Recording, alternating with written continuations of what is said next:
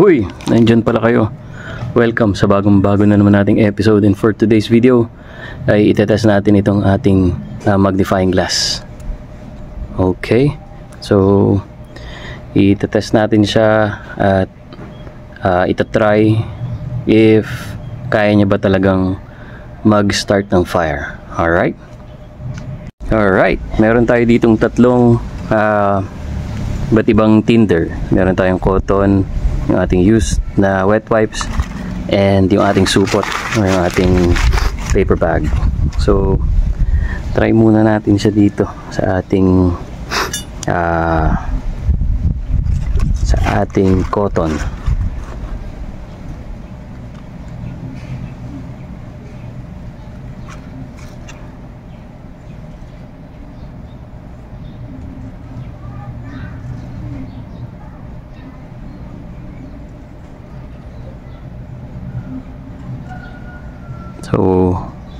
So you could see,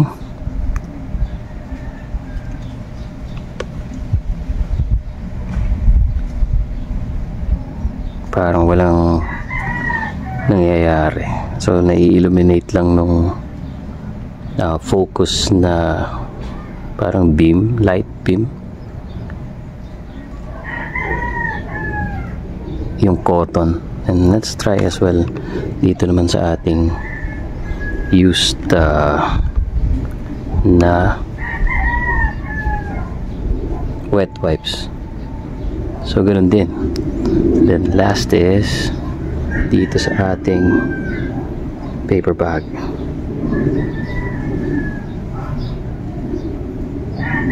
Yun, we're seeing smoke already. So napakabilis na. It's just couple of seconds and you're about to have an ember. So try lang natin makapag-produce tayo ng enough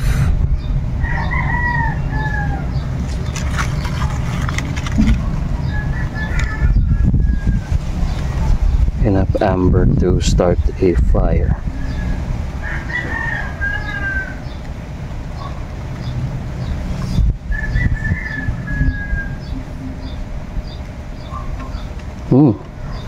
Very interesting. Nakikita niyo ba?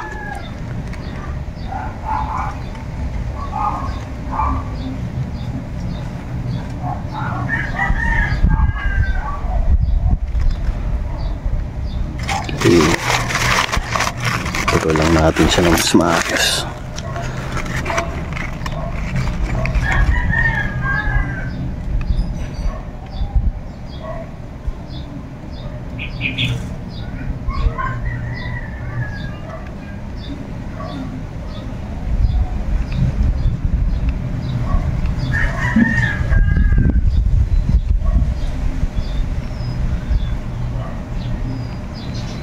Ayan na. So we are starting to have an ember already. Grabe.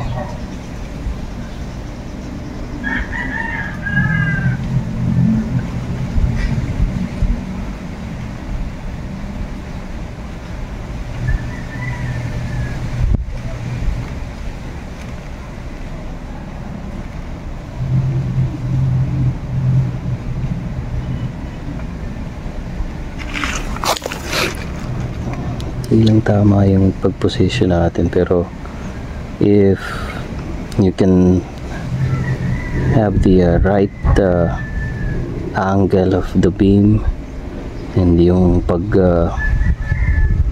compressed mo nitong supot, I believe mas mabilis ka maka-create ng fire. Ayun na, konting-konti na lang.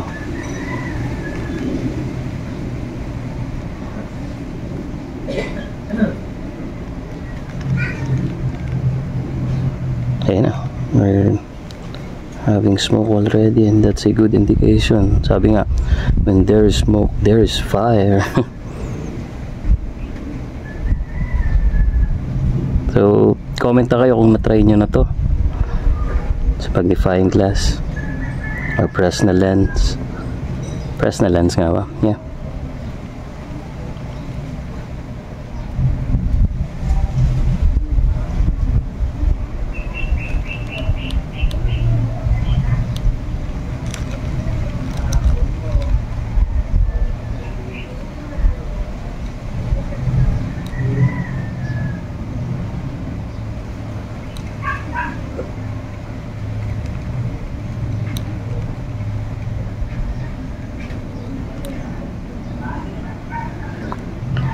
Para mas madali pagka medyo in-oblique mo siya ng ganito.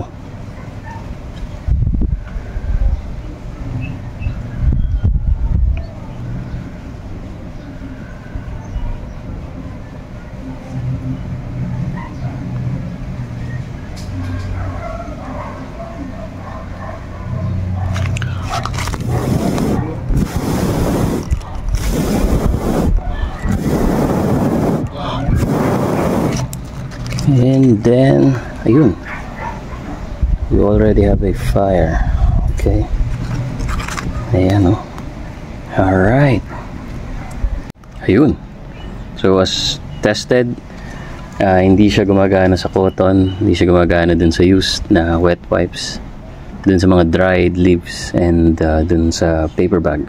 So, I think that's the perfect match na tinder dito sa ating Fresnel or magnifying glass. So I think this is very underrated fire starting kit, and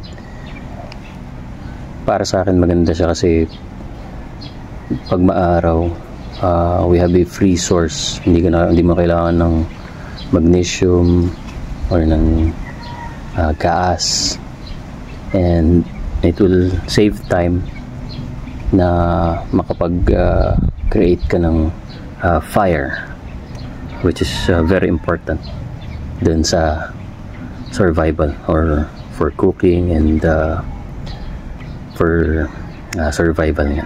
Alright, so kung nagustuhan nyo tong video na to at nakapag-try na kayong gumamit ito para makapag-start ng fire, mag-comment lang kayo, and dun sa mga hindi pa nagsasubscribe, please subscribe to our channel. Thank you.